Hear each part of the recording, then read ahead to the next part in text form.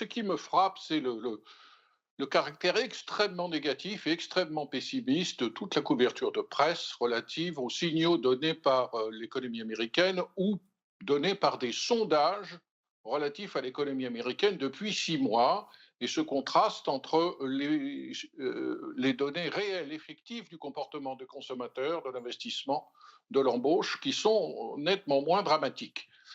Il est clair, je l'ai déjà dit et je le redis, la presse américaine à 99% souhaite que Donald Trump échoue, et la presse américaine a décidé systématiquement, non sans raison, de souligner tout ce qui est dangereux, dramatique, dans les initiatives radicales et insensées, bien souvent, qui sont prises par la Maison-Blanche. Dans ce contexte, cet extrême pessimisme peut faire oublier certaines bonnes nouvelles.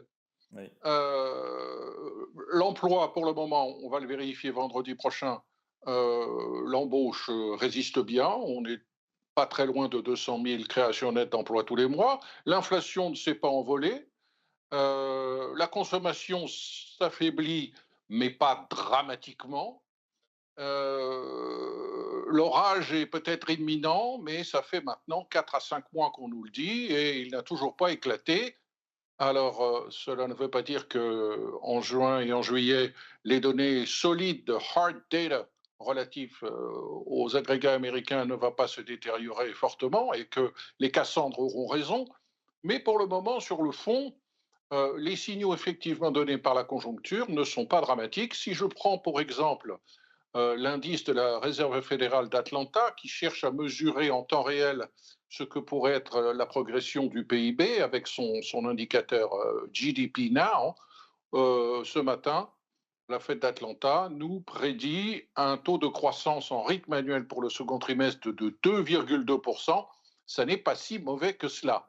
Il y a d'autres raisons, si l'on veut absolument trouver des arguments positifs, d'espérer et de croire que le pire est peut-être passé.